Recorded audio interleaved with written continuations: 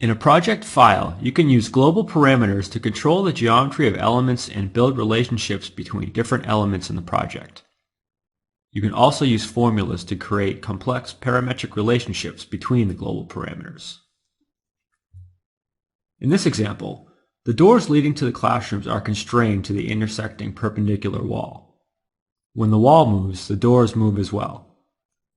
To change this relationship from a static constraint to a variable constraint, you can use a global parameter. First, on the Manage tab, click Global Parameters. In the Global Parameters dialog, click to create a new parameter. In this case, we're using the parameter to control the inset of the door framing, and the values are set. Specify a default value for the global parameter and click OK. Now place a dimension. The dimension will be used to apply the parameter to the geometric condition. Select the dimension, and in the Contextual tab, click the Label drop-down to apply the global parameter. The door is repositioned using the value of the global parameter. The small pencil icon near the dimension indicates that the value is controlled by a global parameter. You can delete the dimension, but the global parameter controlling it can remain by clicking OK in the warning box. Apply the global parameter to the other doors in a similar way. To change the positions of all the doors, you simply change the value of the global parameter.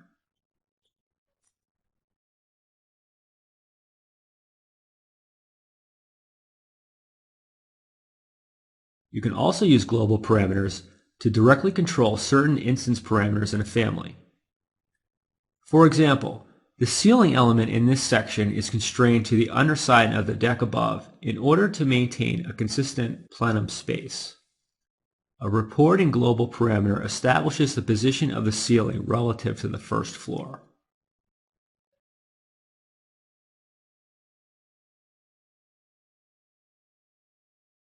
The ceiling height global parameter constrains the top of the clerestory window, and a new global parameter uses a formula for the sill of the clerestory window.